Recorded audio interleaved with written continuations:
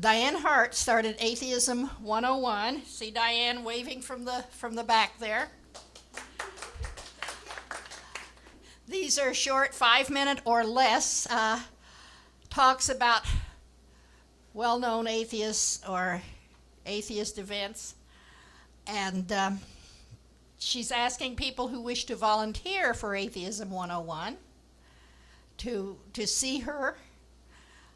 If there's some special atheist hero of yours you'd like to talk about, let Diane know. But today we have presenting Atheism 101, a man with a name so great he ought to be a televangelist. John Champion is going to tell us, give us our today's lesson in atheism.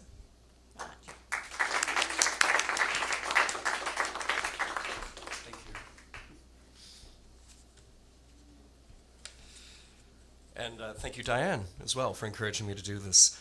I apologize, everybody. I'm just now getting over a cold. But I'm glad that with this audience, I won't get 100 opinions about praying it away or taking echinacea or vitamin C or swallowing whole garlic or chewing a raw onion. Thank you.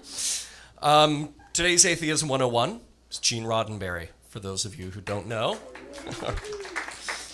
He was the creator of Star Trek. Gene Roddenberry was born in Texas in 1921, but raised in Southern California.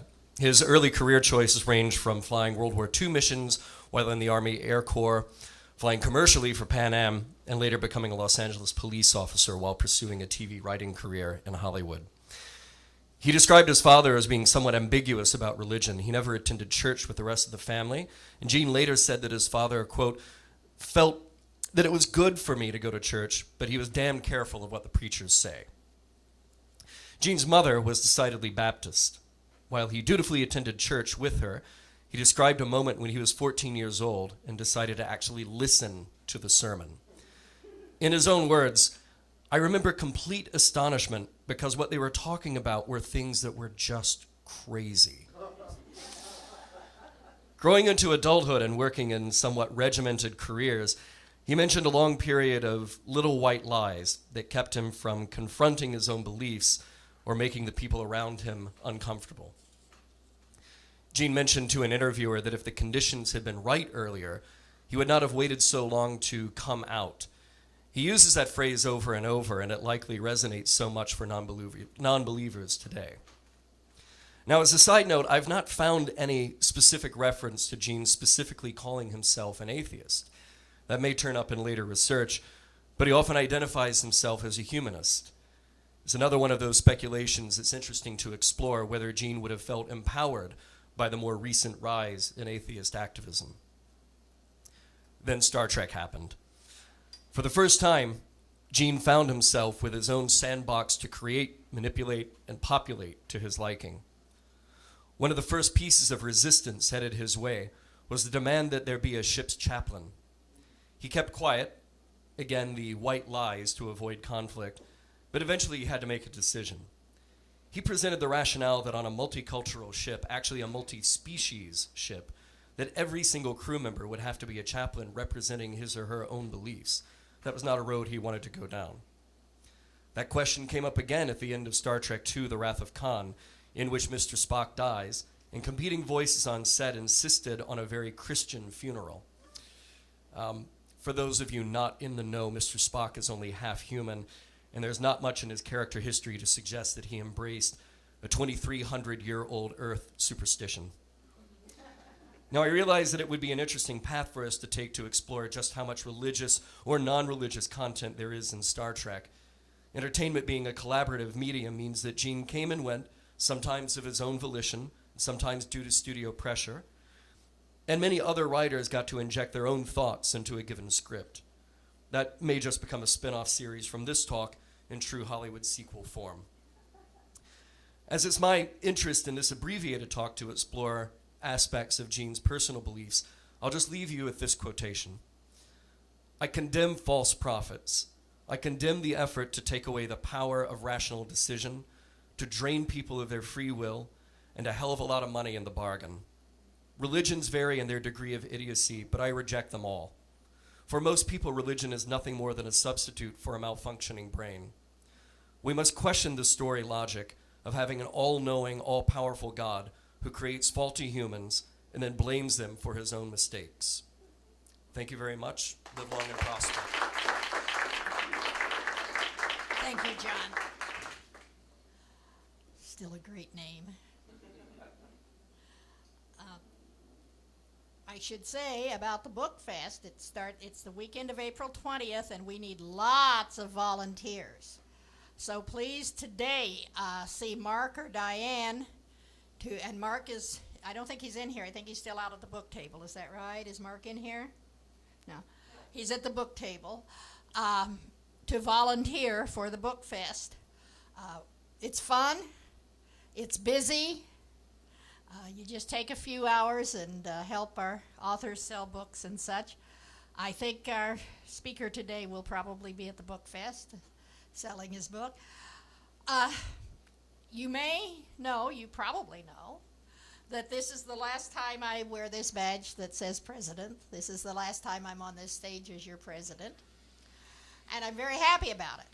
Not because I haven't enjoyed my tenure, but because I have other responsibilities, and we've got somebody who will be taking over effective the March 10th board meeting as our new president, who will be much more effective, much more dynamic. You're just really he's gonna bring Atheists United to a new level. I believe that, really. And he's going to introduce today's speaker. Please welcome Michael Kalili.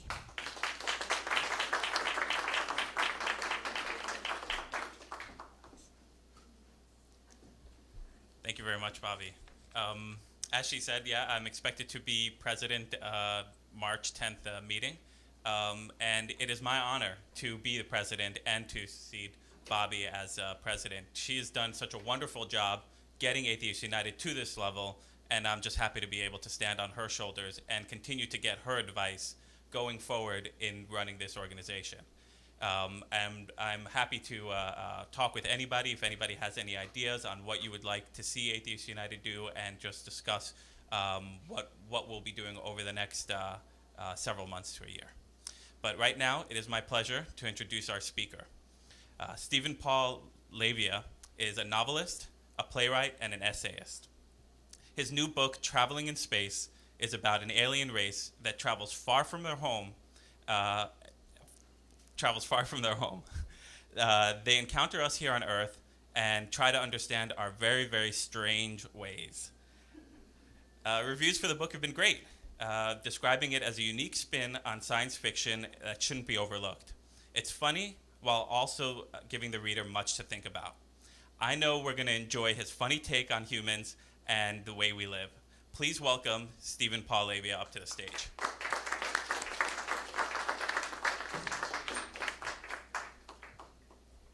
Thank you, Michael. Thank you, Bobby. Hey, it was great, Atheist 101 for today to be Gene Roddenberry, Star Trek, and I'm coming here with my novel, Traveling in Space, so I thank you for that. Also, there was a quick mention of Rick Santorum. On a friend's wall on Facebook this morning, he listed a newspaper headline that said, "Santorum comes from rear in Alabama three-way." I thought that was very neat.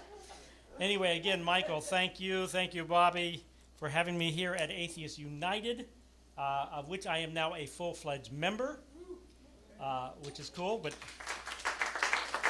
thank you. I am a member of AU. I am not, in case you were wondering, a member of AA. And whether or not I'm a member of the AAA will have to remain between me and my mechanic. But again, good morning. Thank you for having me here to talk about atheism and science fiction, especially as it applies to my novel, Traveling in Space.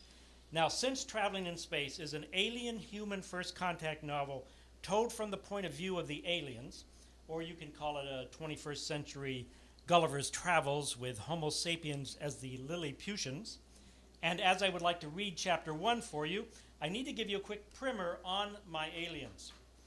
As we call ourselves man, mankind, humanity, or technically Homo sapiens, my aliens call themselves life. They do this because for thousands of years they were convinced that they were the only life in the universe, and the only life that matrix started on their planet, and they are literally the only life in the universe.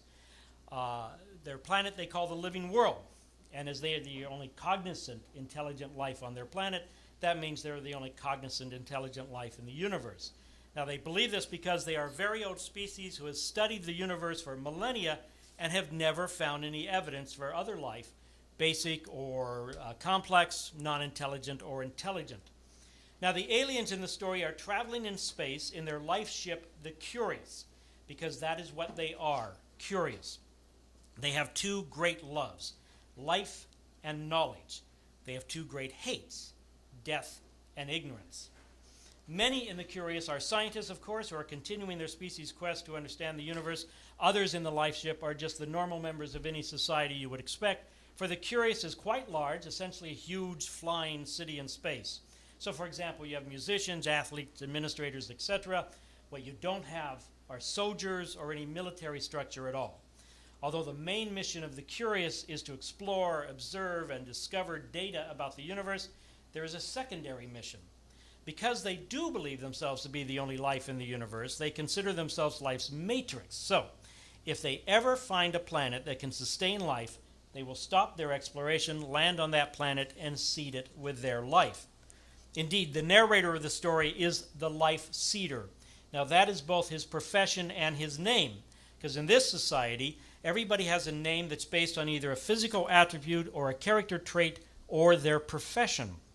If that attribute, trait, or profession changes, then they go through what is called a name metamorphosis, and the new name reflects the change.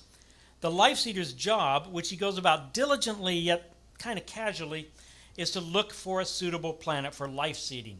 He is casual about this task because, quite frankly, they don't expect to find a suitable planet anytime soon, as planets suitable for sustaining life are, in the vastness of our universe, are few and far between. So, imagine the life seeders and everybody else's shock and even a small portion of dismay when they discover not only a planet suitable for life, but one teeming with life. And not only teeming with life, but counting among its number a species which, although nowhere near as bright as our aliens, of course, are fairly cognizant and intelligent, and which our aliens come to call other life. So with that in mind, I would like to read Chapter 1 of Traveling in Space, Take Me to Your Leader, which chronicles the first face-to-face meeting between Homo sapiens and life. Well, at first it's actually a bubble-to-face meeting. Before the aliens, their dominant technology is bubble technology. Chapter 1, Take Me to Your Leader. They had done a wonderful job creating the communication bubble. Its tensile strength was beyond anything ever created before, beyond anything ever needed before. The council members gathered around the control bubble, a large, half-abode-sized master bubble. "Do we have the route?"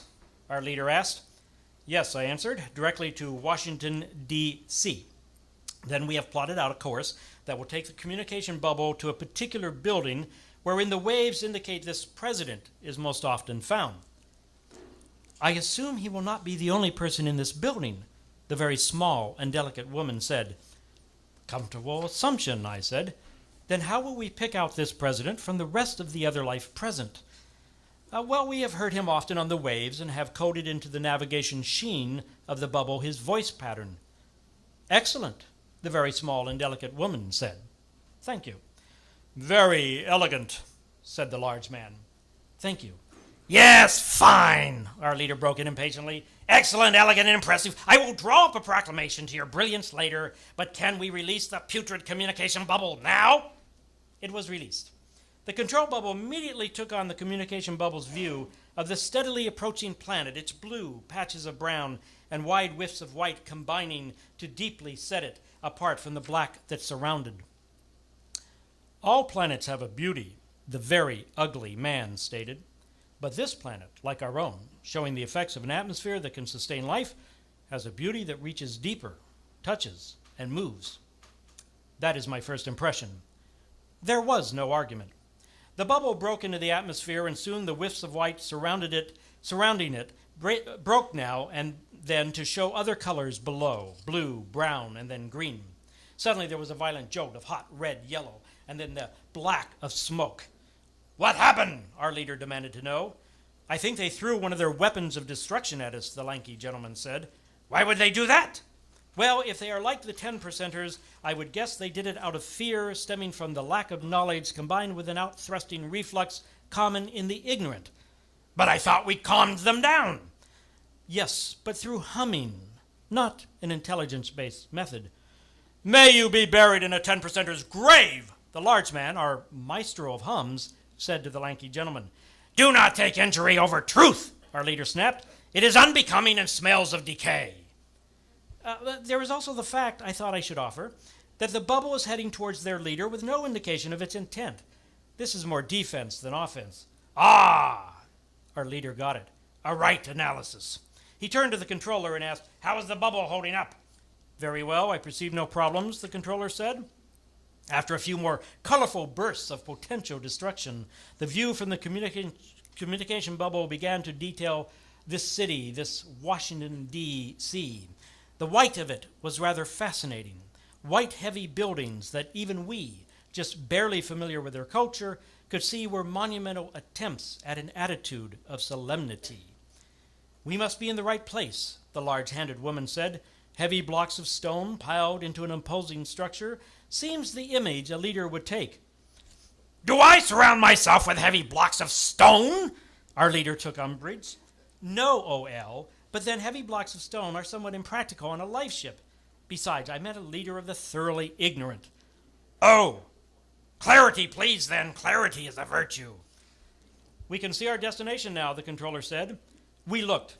White again and smaller than most of the other buildings, but it still possessed a 2 feet solidly planted pride that was charming in its way. Hundreds of little explosive pops were heard, and we could see many of the other life, all dressed uniformly, causing the explosions through portable weapons pointed at our bubble. "Why are they doing this?" she, our assistant leader, asked. "If the substantially larger explosions they hurled at the bubble didn't no damage, how can they expect these little explosions to do it any harm?" "A continuing defensive reflex," the large-handed woman answered, "which is somewhat admirable if you think about it." "Then do not think about it," O.L. said, "for it is a wounding nuisance." "Let me speak," he ordered the controller, who touched the switch, then nodded. "Your attacks are useless." "Ah," I whispered. "Yes, yes," O.L. whispered back. "I would advise more calm in your voice. The verbal equivalent of the humming we sent would be just about right." The large man liked that and smiled. The others agreed. O.L. scowled but acquiesced. "Please understand that we do not have any intention to harm," O.L. said calmly as the bubble came up to what seemed to be the entrance of the building. "We wish only to communicate with the president." A wall of the other life, dressed in uniformly heavy, dark materials, formed a barricade before the closed door. One of the uniformly dressed other life, uniform but with a flash of additional accessories, stared at the bubble and spoke.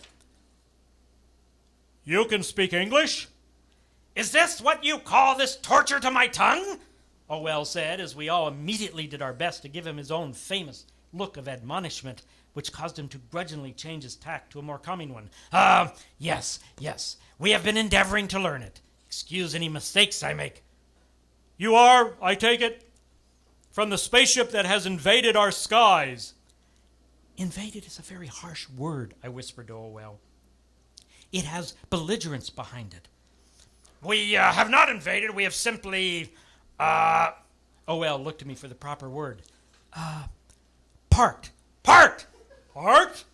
Yes, we have simply parked in your space. Why should that upset you? Are you the president?" "I am General Milliken. It is my duty to protect the president." "Well, if you are not the president, then it is a waste of my time to speak with you." "I will protect my president to the death." "There is no need for profanity. I will just go in and find the president." "Stop!" the General Milliken shouted, suddenly bringing out his own portable weapon and making it shout out in its own way. Neither the detonations nor the decibels having any effect on OL, he waved the controller in order to move the bubble forward, which he did, overcoming the obstacle of the closed door by simply slipping the bubble through a crack in the bottom. There was much shouting and many screams. The door opened behind the bubble, and the General Milliken, the loudest of the shouters, began to chase it, jumping up and down while on the run, swatting at the bubble with a long, shiny, quieter weapon. "No firing in the White House! No firing in the White House!" the General Milliken shouted as others, uniformly dressed in a different manner, joined in on the chasing and the jumping and the swatting. "Can we find the president in all this din?" OL asked the controller. "Yes, I think so. He seems to be on a lower level. Yes, much lower, underground." "Accessible?" "Certainly." "Well, let's go there then." Going there, though, was not as casually easy as the controller indicated. As we went lower, we found that the construction increasingly designed to keep out all manner of things. It went from the imposing to the practical, from the ceremonial to the concrete. As there is no solidity in the universe and unlimited molecular versatility in our bubbles, we were soon in a gray abode, facing the other life individual who matched the president's voice pattern. Like his fellows, he was quite ugly. "You are the president?" our leader addressed him, just as the General Milliken rushed into the gray abode. The president managed to verbalize before he collapsed into a heap. "They've killed the president!" the General Milliken shouted as another man rushed to the president and kneeled down beside him. "The slimy alien bastards killed the president!" He then popped a plethora of teeny hot projectiles from his small portable weapon at the bubble, doing harm only to the gray walls and one of his fellows who received one of the projectiles in his leg. "General, stop it!" shouted the other man kneeling by the president. "It didn't do anything. The president has had a stroke." "A stroke?" "I think he was literally scared to death." "What? God damn it to hell! I hate Democrats!"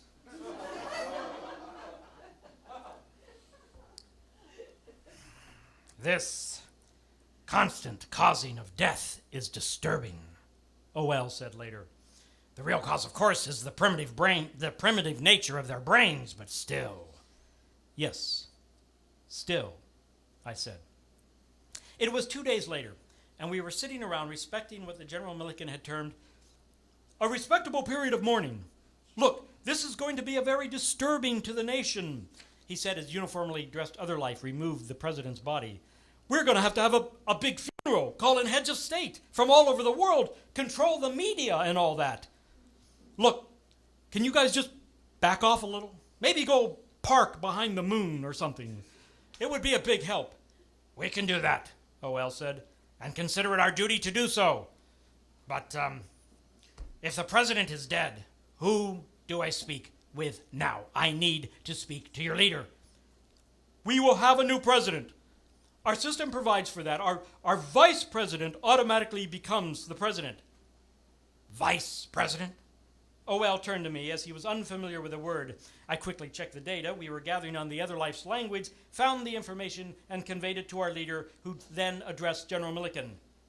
"This person currently presides over the degrading and the immoral? I don't want to talk to someone who presides over the degrading and the immoral." For the first time, the General Milliken's face became less than ugly. "Well, he presides over the Senate, if that's what you mean." "A joke out of season! I can tell by the timbre of your voice. Why, in the dread of decay, would you tell a joke out of season?" "Look, what do you want?" "To talk to your leader. Is that too complex an idea for you to understand?" "Take your mourning time. We regret this death as we regret all that have preceded it. We have meant no harm. We are simply travelers gathering data who came upon this phenomenon of other life. We are curious. We only wish to know." "Come back in a week then. Do you know what a week is?" OL looked at me and I nodded. "I will come back to this building in a week. Have a presider available." "All right. Look, give me some hint. The diplomats will want to know what we can do to make you comfortable." "I am not uncomfortable." "No, I mean, well, what does a bubble eat and drink?" "What? Rotting meat? Are unseasonable jokes part of your lineage? Where was the joke? You're a damn bubble. There's not much in our protocol about hosting a damn bubble. Our leader gave the General Milliken his look. Wasted, of course, as the General Milliken could not see it. So OL turned to us and gave us a variation on the look, one inviting us to share his disgust over the other life, ignorance. He then turned back to the control bubble. You are ignorant of a fact. The bubble that you see is a mere communications device. It is not corporeal. It is not I. Then we have actually killed none of your kind. Of course not. I'm happy about that. Do not state as truth something which is not. OL is very perceptive. Realization of that fact changed the topography of General Milliken's face. The Other Life week passed, and we moved our life ship back into position in orbit around the Other Life's planet. Our leader, she, our assistant leader, and I were shoved off through the loading doors in a here-to-there bubble. To view a descent on the control bubble is fascinating. One can quickly analyze many things. However, to be in a bubble, to descend yourself is, in a very odd turn of language, elevating.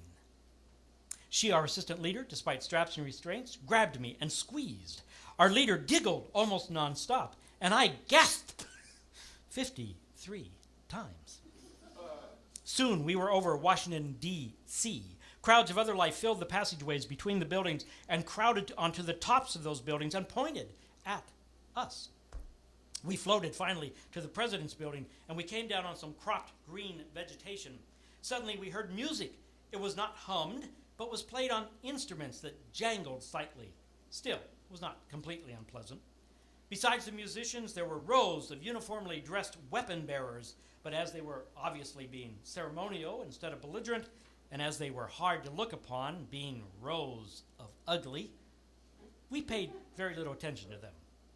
Two of the uniforms started to roll out a long red bolt of cloth, bringing it right up to the edge of our here-to-there bubble. Then we could see the General Milliken walking along it, accompanied by a few others. As the outside sheen of our here-to-there bubble is opaque, the Other Life could not see in, but they stood there trying nonetheless. Where's the damn hatch? We heard the General Milliken ask of the others, who, of course, had no answer. This carpet better damn well be in the right place.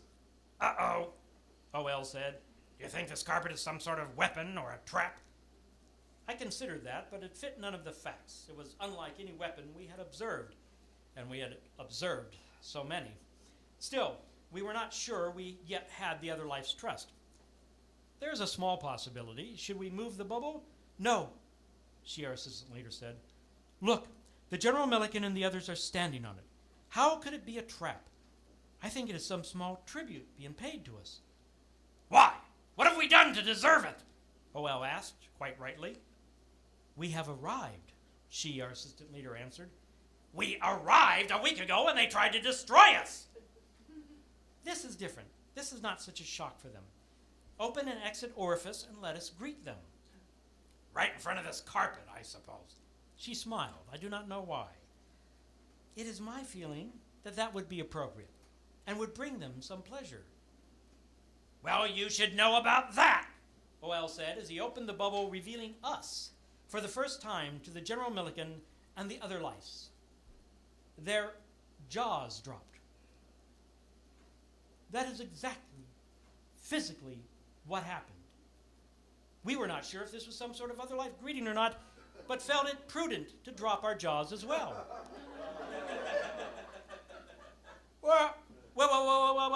Welcome this way, please, the General Milliken barely said. This is very strange, OL whispered to me. Do our bubbles have some property that smooths out halting speech? Not to my knowledge. We followed the General Milliken and the others down the red carpet towards the President's building. All along the way, as we came closer to still others, they all greeted us with a dropping of the jaw salute. Out of courtesy, we continued to reciprocate. Eventually, it became quite annoying, and not to mention slightly painful. Soon, we were inside the building, more of the Other Life along the path saluting us until we came into a large, impressive abode. We were gestured to stand at a particular point. then someone rather loudly announced, ladies and gentlemen, the President of the United States.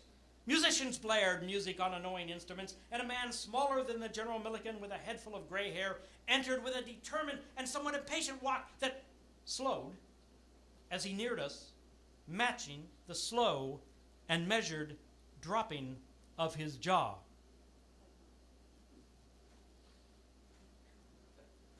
And then he stated for all to hear, "Holy shit! You're fucking gorgeous!" Thank you.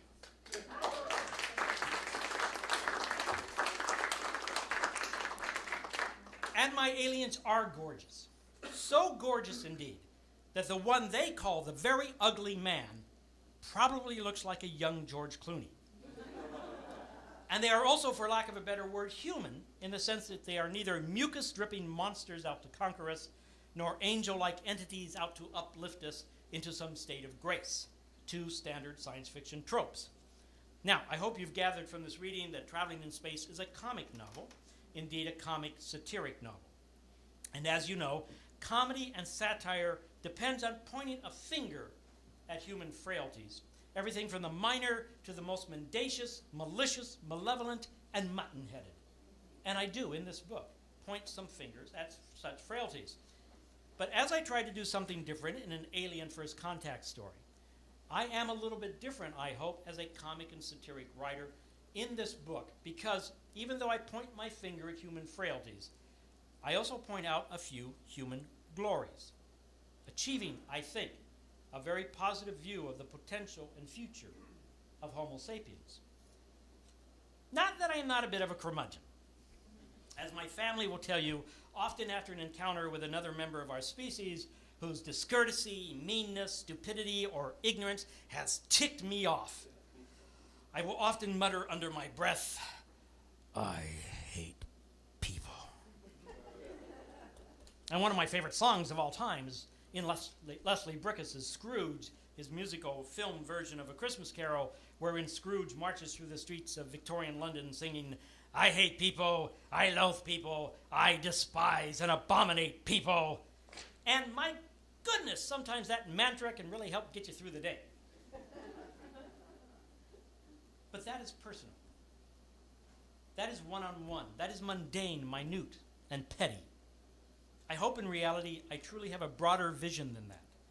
And I believe my novel provides a broader vision than that, for it strives for a long view.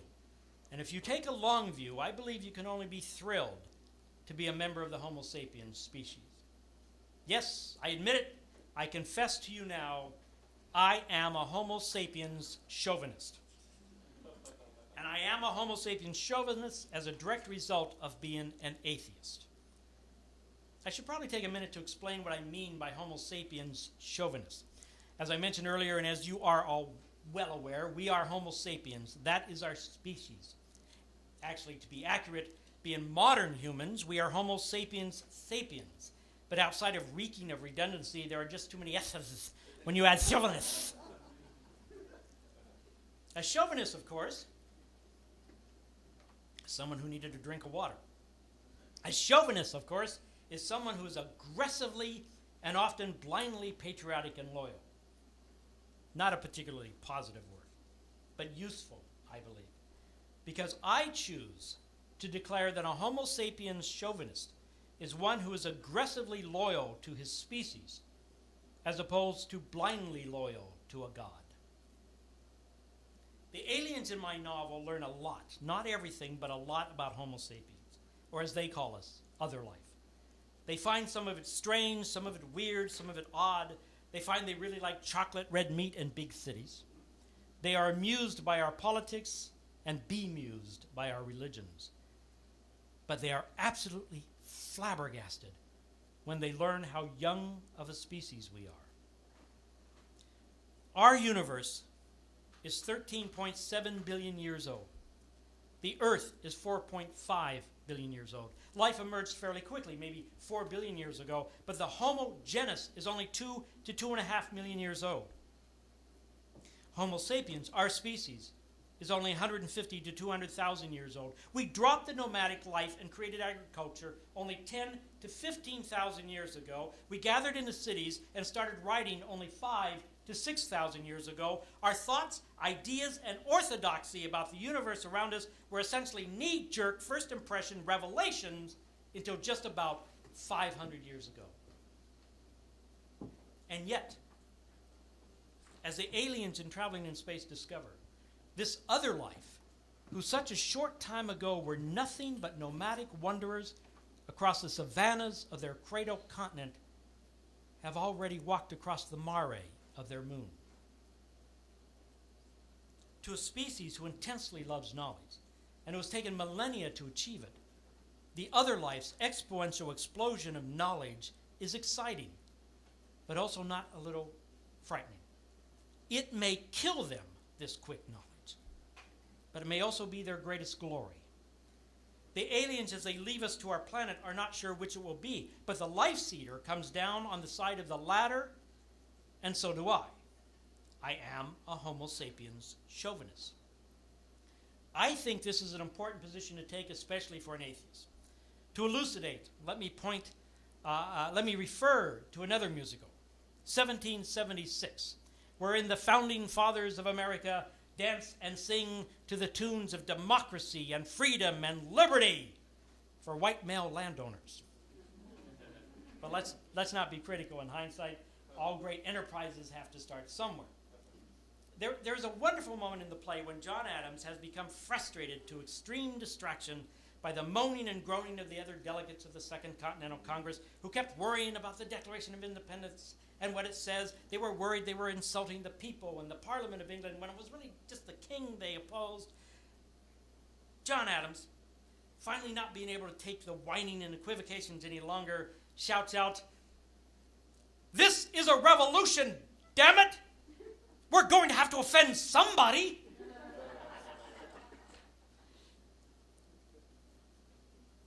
Ever since the notoriety achieved by the Four Horsemen, Dawkins and Dennett and Harris, and the late and very lamented Christopher Hitchens, they have found themselves being labeled not just new atheists, but angry, strident, divisive atheists, unpleasant and annoying men, probably with bad breath, who are just out to offend and tear down. Now I see them simply as men taking a look at and asking questions about things considered by many in the world to be sacred, and therefore not to be looked at and questioned. The position of the Four Horsemen and many others who have joined the conversation, though, is that there is no reason at all not to be looking and questioning at things considered sacred by some. Indeed, that is probably the best reason for looking at and questioning them. But that, of course, is a challenge, a gauntlet thrown down, and having what is sacred to you challenged and questioned is unavoidably offensive. But that is not the challenger's problem. One of the accusations thrown at atheists that I do believe we should take some time to consider, though, is the one that says we atheists are against things. We don't have anything to offer. We don't give people solace, and that our view of the universe is cold, unfeeling, and amoral, and gives no purpose to humankind. Well, I happen to agree that the universe is cold, unfeeling, and amoral. But that does not mean that we have to be. The universe is also a vast, stunning, wondrous, awe-inspiring coat, if I may put it this way, of many colors, endlessly fascinating and worthy of the curiosity it engenders in us, worthy of the study and contemplation we are bringing to it. As to purpose, what is the purpose most of the adherents of the three Abrahamic religions seem to feel their faith gives them? To serve their God, to love Him, and to hope to join Him in some eternal paradise. A not easy task these days, as they have to spend an inordinate amount of time fending off heathens and pagans and atheists and Christmas killers, most of whom are probably oversexed, and worse, oversexed towards their own sex. And not only that, they are contending with the legions of secular humanists who are trying to ghettoize marginalize and oppress the children of Abraham, and of course to destroy their faith. Doesn't it seem to you sometimes that what it really takes to be a good and loyal adherent of one of the three Abrahamic religions is a slave's mentality and a persecution complex? Unthinking faith as a purpose. Bemoaning this life and champion the next where there will be nothing to bemoan, and I would suspect actually do, not for me. For I am a Homo sapiens chauvinist. I don't want to be handed a purpose, commanded to a purpose, enticed by reward to a purpose. I want to find a purpose. If indeed the universe gives us no purpose, then doesn't that mean we may just have every potential? For a purpose can give direction, yes, but it can also be a straitjacket, can't it? Especially if tightened by other hands. What I propose in Traveling in Space, albeit I hope in an entertaining manner, is that we do innately have a purpose. We Homo sapiens, we have a purpose like all other living entities on this planet to survive, not individually. Of course, individually we will all eventually die, but as a species. Beyond surviving, though, we should choose to thrive. And we should thrive by giving full range to our curiosity and set ourselves to the great task to know. We are a cognizant, intelligent, contemplating species, possibly the only such species in the universe. Of course, we may not be, but even if we aren't, we should act as if we are. For we should act as if we are that precious. For as the great Carl Sagan put it, we are made of star stuff. Not one element in us is foreign to the universe. Our purpose, then, besides simple survival, should be to thrive and to be the universe's means of self-contemplation, to be the mind of the universe. Are we the only mind of the universe? Again, possibly not. But the universe being so large and vast and full of wonder, I think there is plenty of it to go around. Are we up to it? I believe so. That is why I am a Homo sapiens chauvinist. That is why, despite the day-to-day irritations my fellow humans cause me, and to be fair, I probably cause my fellow humans, I believe in us and our future. The exponential explosion of our intelligence may indeed be the death of us. Many who grew up in the 50s and 60s, or possibly who just look at today's headlines, or who desperately seem to want an apocalypse because we polluting, warmongering bastards deserve no better, might not be blamed for thinking that. Certainly they seem very comfortable taking on the mantle, or should I say the shroud, of species self-loathing, considering us sinners at worst, or the worst of animals at best. Look beyond all that, though. Look deep into the growth of our species, as Steven Pinker has just done in this wonderful new book called The Better Angels of Our Nature, and you will see that it has not just been growth in knowledge, but maturity in character that has marked our history. We are not angels who have fallen. We are animals on the rise. Man has not been a beast, but he's been a bit of a brat. A phase we are growing out of in a continuing maturity that I believe will save us. It is not so much that my aliens in Traveling in Space are superior to humans as it is they are more mature, even with their own frailties and their own quirks. One mark of that maturity is, of course, their extreme love of life, because they consider it such a precious resource in the universe. Another is their intense love of knowledge, never taking anything on faith or celebrating ignorance. But the truly defining mark of their maturity, even though they may for a time balk, is that they are always willing to change when the conditions change. They always see the wisdom in adapting to survive as a species so that they may continue to contemplate the universe. My aliens are, of course, but a metaphor for our future selves, a hope I have for our species, a species with a natural and I think rather neat purpose to survive, to thrive, to know. I think we could all do a lot worse than being Homo sapiens chauvinists. Thank you very much.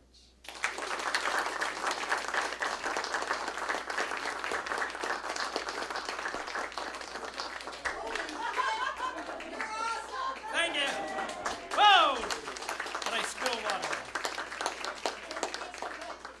Sure, I can take some questions. I had the first answer, 1066, that's when the Battle of Hastings was. Yes? How do we deal with this extreme over-reverence for Islamic, their Quran and things like that? It seems to be so self-destructive of human beings, and that now we have to apologize and all of that. Could you comment on that? How can we deal with the extreme over-reliance of Muslims on the Quran? About the religious over-reverence for these, and where people are killing other people because somebody burned a book. And that seems to be something. Yeah, I saw a poster posted on Facebook that had a picture of an Islamic woman with half her face burned off. And they said, for them it's okay to burn women, but not to burn books.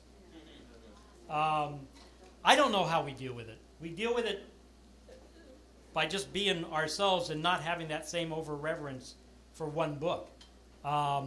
We don't own the Islamic world. We can try to counter it. I don't think we should be shy in countering it. Now, the destruction, I think book burning is awful. I don't care what the book is. If you're a member of the Muslim religion, that book is holy to you. If someone's going to burn it, you're going to be upset. I would be upset if someone burned The Origin of Species, or The Dragons of Eden by Carl Sagan, or, Alice in Wonderland. But the thing is, the irony is, most of those people protesting probably haven't read their damn book. They've just heard whatever their mullahs told them, and they want to be insulted, and they want to be anti-American because, we've been in their country for 10 years. Sort of half running the show, if not more than half. So to be honest with you, if I had an answer to that, I would be asking for your vote for the presidency. I don't, well, it couldn't be the Democratic Party because I support the current person running. So I'd have to start a new party, I suppose. The pragmatic party, maybe. But I wish I knew the answer to that. Part of it is just it's an excuse to act out of the broader picture. It's an excuse to act out ignorance. It's an excuse to act out frustrations. They live in a very, very poor country. They don't see us the way we see us. And quite frankly, some of our soldiers over there have probably not been the best of ambassadors. They're not trained to be ambassadors. They're trained to shoot. And to be honest with you, there's also stories that some of the soldiers over there are good ambassadors, but that's probably because of a particular soldier's innate character trait and who they are. So that's a question. If anybody else has an answer to this question, chime in. I'll have something to comment because I'm a soldier. I just came back after 5 years in Baghdad. I did 3 back-to-back tours. Now I need a place to come, so I kind of threw a dart in the United States and I picked Los Angeles. It's a great city. Hey. We won't rain on your parade. What I saw over there is not as negative as what the media presents. I saw a lot of cultural interaction. I mean, daily conversation between the Iraqis, the ones that worked with us, and the American soldiers. And having a lot of fun, having barbecues. Not of books, I take it. Well, we were all told by our superiors, usually like Colonel on up, that you can't talk about politics or religion. Well, that's the first thing we talked about. We talked about everything from sex to, nightclubs, whatever. In our badging office in the Baghdad Police College, I noticed a lot of Iraqis were very well educated. We had computer science majors working on you could train a monkey to do a badging machine. And we had scientists, they think philosophically. The Middle East it's far more educated than people know, at least from their cities, what I could see. And I saw also a few Muslim atheists. People, Muslims will say, no, I don't believe any of that stuff. I don't know. Basically, what you're saying, our media is primed to exploit Well, the most aggressive pictures that right, can get all on the bad air. news, Or, of course, makes Yeah. front news, so Yeah. that's what you're going to get. But what I saw is a way different milieu than I think what you might be seeing, and what you might be portrayed as Muslims. And I was in the mosque a few times.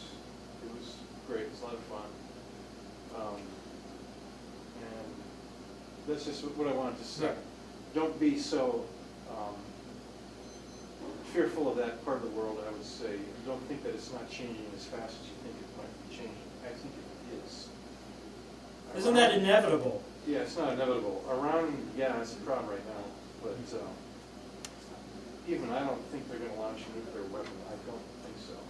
No, I From don't. what I've seen. I don't think they've built one yet, and I don't know if they really want to, or if they just want to scare us into thinking they do. But Well, hopefully time smooths that over. I'm no smarter than Mark Twain. I only know what I read in the newspaper. Any other questions or comments? Or Yep. Yep. Do you think that the internet is one thing that the religious right is basically scared shitless of because of our youth is becoming more and more secular, more and more non-religious, marking up the non-box on there? Yeah, I think they'll they're probably scared of it, and they're obviously they know how to use it. Every communication device is going to be used by everybody on every end of the political and religious spectrum. But I think you would agree with me from what we know on the religious right, especially the evangelical, they want to control the education of their children. They don't like their children going awry. This is why I think Richard Dawkins and others believe that, you know, saying a Christian child is a form of mental rape. That may be a harsh term, and I don't know, quite frankly, in a family how the parents wouldn't want their children to grow up in whatever they think is true if you're of that mindset. So I don't know how you could change that. But the internet allows the child. That's why they don't want to teach evolution in school, obviously. That's why they would like not to teach science in school, or teach a science that is Bible-centric, contradiction in terms though that may be. So yeah, I think the internet, in so many ways, is a new game, especially for the education of youth and learning things. But what the hell do I know? Regarding your book, are there any characters that you took from life and used them for characters in the book? Yeah. What Well, there's at one point the life seeder and she, our assistant leader, who's been given the mandate. She, our assistant leader, I should tell you, started off not in that administrative position. Originally, she was two things. She owned a field float sports team. Field float is a sport they have on the ship. You're in zero gravity kind of arena, and your ball is literally a ball of water. How else the thing is played, I don't know. I detest sports. But she owns the team, and she's been a great field float player in the past, as her father was, and that's her vocation. Now, her avocation is as a pleasure pal. Now, a pleasure pal is someone, either male or female, who is very adept at giving pleasure in sexual intercourse. And in their society, they are professionals, although often it's an avocation as well as their main profession, and they are paid to do this. You order them up. And in this society, you order sex for pleasure, or everybody lives alone. You order sex for pleasure, or you order sex for procreation. They only have single-parent families. A male wants to have a child, orders up a pleasure pal that the computers or some machines have said would be a good match. They impregnate, the baby is born, baby goes to live with the father. The woman, same thing. She orders up a male pleasure. And that's just the way their society. Now, there's a long explanation of why that is. Many millennia ago, they had someone they call the master provider, who's not divine. He was just another guy who loved the way the planet was going, but felt it was too slow, that that on this planet, because of astronomical things that Dave could explain, my publisher here better than I can, the planet isn't tilted at an axis, and there's not the same weather patterns. It's like living on Eden, okay? It's paradise. It's nice. The oceans really don't have waves. They're like big lakes and all that. So he says, I got to juice up this species a little bit. So he figures out how to change the DNA in his sperm. Doesn't change him, but he changes. And then he goes about, this is many, many millennia ago, he goes about to change and create a new species by impregnating over 8,000 women. And this started off the species that we now have. And part of what he gave them, because the first people having sex were going to be half-sisters and brothers, you see. And he knew that could cause problems. So he designed it where the problem it would cause is it would give them 10% of everybody born would be born in ignorant and could never be anything but ignorant. The parent would still have to care for the child, but they hate the child. But they'll care for the child, and they won't do anything to harm it because they hate harm and they hate death. But they have this fear of the 10% birth. So that keeps most of them from not having children. Okay? Automatic birth control, automatic population control. So, because their planet exponential. So that solved that problem, but it's been millennia now. Now the thing is, as she, our assistant leader, or the pleasure power, just she was called, because she's just gorgeous and she's wonderful. She figured out on her own that, wait a minute, if we do find a planet to life seed, this is not a good thing. As we're the only people on the planet, we need to grow our population. So she starts coming up with these ideas, and then suddenly they run across Earth, and they find on Earth this thing called marriage. Well, that's pretty cool. The life seeder, she decides, I want a baby by you. I don't want the machine to pick it out. And the life seeder, of course, is aghast. Wait a minute, this is... Anyway, so when they start to explore Earth, our leader, who's a bit of a bombast, as you can tell, likes this idea because he's genetically is a leader. And he doesn't, on the life ship, there's not much to lead because everybody knows what they're doing. But if a new planet, I'm the father of my, So he sets her the task to study this thing called marriage. So at one point, she and Life Seeder, pretending to be human, albeit damn gorgeous humans, go to a honeymoon paradise resort run by a man who used to be the star of a show called Honeymoon Paradise. And it was a show where honeymoon couples would come, and this captain guy would greet them. It was like a combination of Fantasy Island and the skipper in Gulliver's Island. He would greet them, and they would tell their story of their romance. And that 3 episodes, that's the way the TV show would be. Well, this show was very famous, and he got very popular, but then he couldn't act anymore because he was always this guy. So he did this paradise resort. He created the sets just like the show, and honeymooners pay a lot of money to come. So she goes there to study human love and marriage. It's a silly place to go, but they don't. And so the guy who runs the thing in my mind is William Shatner. and one of the couples they meet are based on myself and my first wife, who is not my lovely wife here. So that other than that, they're pretty much pure imagination. Because there's a scientist who's sort of based on Francis Crick in my mind. Do you know who Francis Crick was? One of the co-finders of the spiral of DNA. Later, a great scientist at the Salk Institute, wrote an amazing book called The Astonishing Hypothesis, which basically said there's no such thing as a soul. It's in the brain. Anyway, unfortunately he's passed away, but he had this lovely white hair like my publisher, David. And he was English, so one of the scientists is sort of based on him. Dave Doody, by the way, my publisher at Blue Roof Press, ladies and gentlemen. Yes? My question is about how you came to approach to write this. Many years ago, when I first embraced atheism, I bought a book in their bookstore, which was about a utopian society, but I found it was quite limiting according to the concept of the author and society at that time, and it really was not what I was hoping it might be.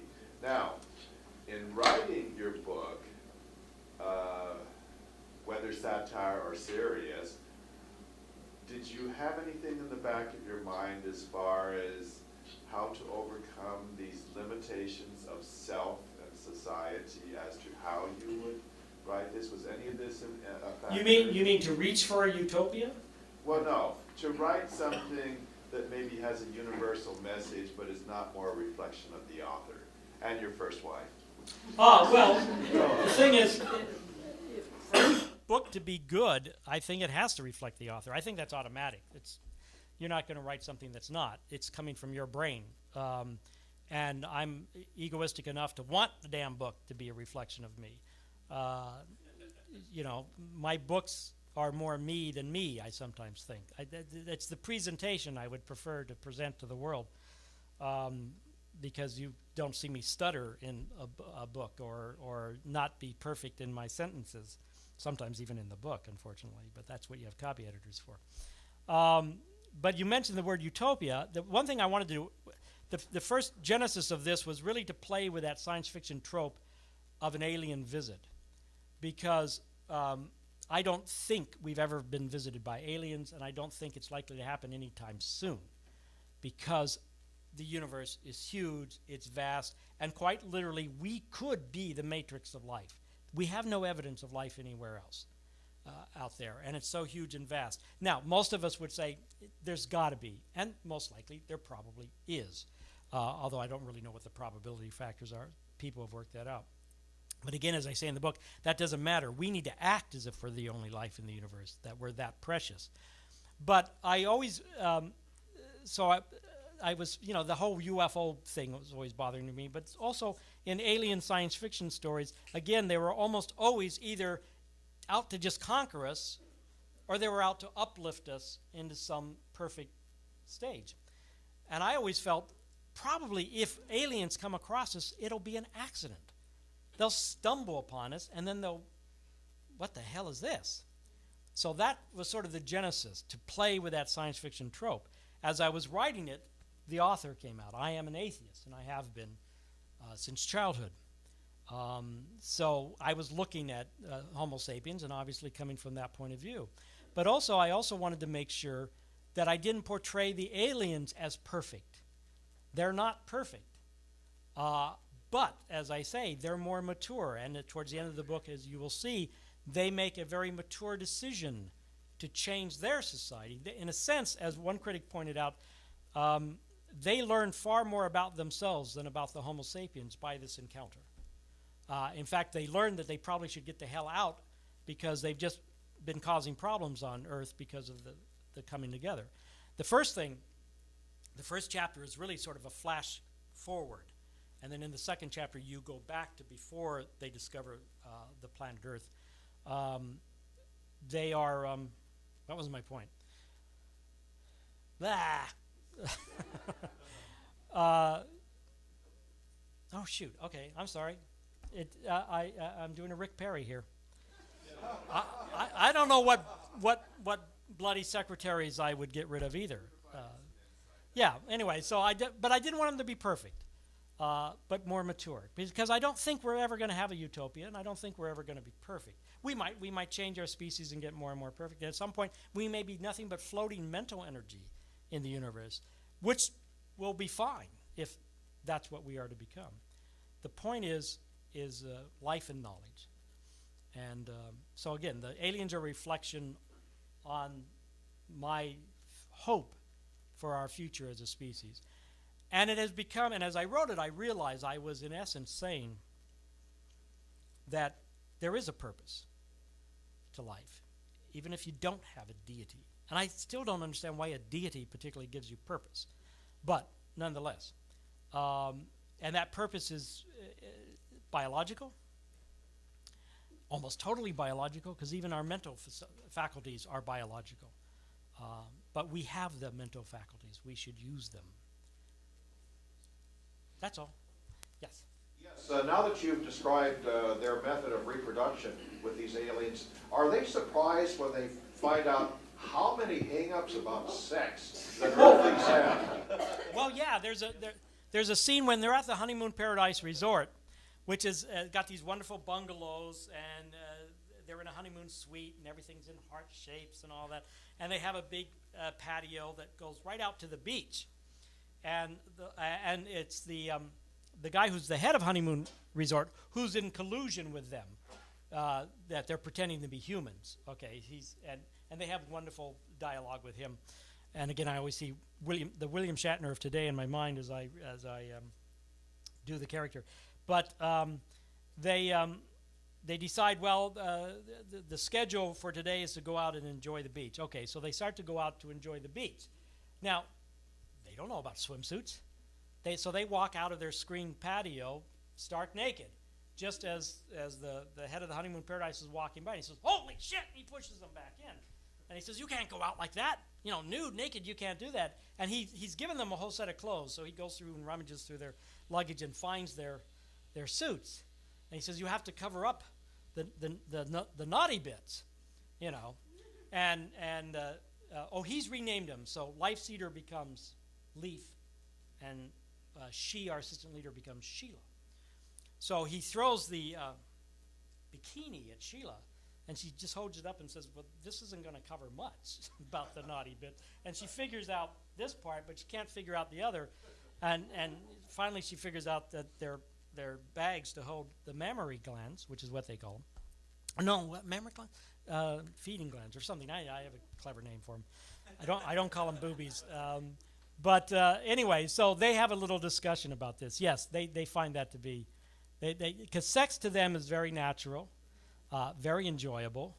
And the pleasure pal is actually, there's some kind of a monitor. So the pleasure pal gets paid depending on how much pleasure was given to the person who ordered them up. And it just automatically goes, like a little bubble goes with the thing and goes, because everything is bubble technology. Why? I like bubbles. It's not a hard science fiction book. I am not a hard science person. I don't understand a lot of things, so I couldn't have a technology I was going to have to explain. I'm a visual person.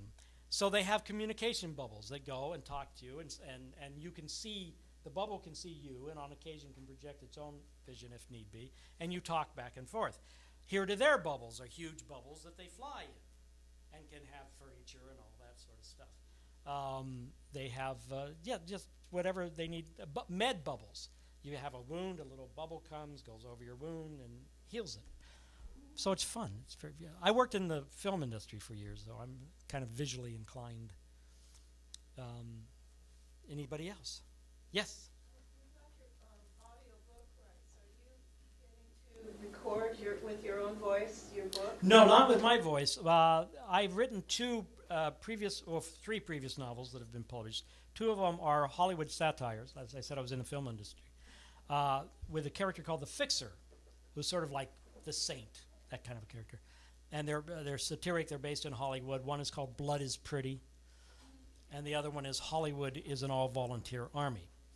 Blood is Pretty, my ebook publisher there, Crossroads, did an audiobook with a wonderful reader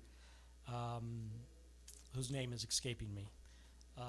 But that's available through Crossroad Press, or it's available on audible.com. We are planning to do an audiobook of Traveling in Space. I will not do it myself, because as much as I'm a ham, and my life was changed when I joined the drama department in high school, but I soon learned that what I liked was, hey, these plays were written by an intelligent mind. I wanted to become a writer. I'm not trained. I could wreck my voice. Doing an audiobook is hard. So I have a friend who I've member of the Writers Guild, and I do these readings at the Writers Guild. And I've directed a couple, and there's an actor I've used named Jeff Kanata, who also has a great internet TV show called The Totally Rad Show. It's all things geek. But Jeff is very, very good, and Jeff has agreed, and we're going to produce it ourselves with Dave and myself, and I've got my best friend is a film editor and sound guy, and we're going to do this and put it up on audible.com, which is part of Amazon. So it may take us a year, I don't know, but we hope to have fun. Jeff is an incredibly versatile young actor, and he's very excited to do this. So we're looking forward to that. But if I did it, I would be talking like this for the rest of my life, and I would blow up. Because actors my wife got well trained up at Berkeley in acting, and she can tell you, you got to take care of your voice. Me, I'm just bombast. If I was Indian, I could be Bombast from Bombay, except it's Mumbai now. Yeah, I'm sorry. Is that it? One What? last question. Yes? We have just a little bit more time, if you could comment briefly. There's a huge overlap between atheists and science fiction, both science fiction fans and science fiction writers. Should be. As not a science fiction person, though I enjoyed this very much, I never got it. Could you explain? Well, do you get it? Well, people who love science fiction, especially if they love the more science-based science fiction, are usually in that mindset for science and want to ask the questions and don't want to be told the answers, because the answers from religion is very simple. Why is that happening? God did it. God did it. Bloody three-word answer. You don't need anything else. You know, why is that little wafer actually the body of Christ? Actually, really, not symbol. It's actually really the body of Christ. Why is that so? Because it is. So I think that would be it. Plus, obviously, anybody who likes science fiction likes things that are imaginable, because most science fiction books are displaying things or showing things or are projecting into the future and isn't dealing with today's mundane situation. That's part of it. I do want to mention real quick about the book festival. Yes, I will be there with this book and signing, but I have also told, is it Mark? Mark, that I would volunteer to work in the booth as well. And I hope that some of you join me. All right? Any more questions? Again, remember, Battle Hastings 1066. It's always a good answer.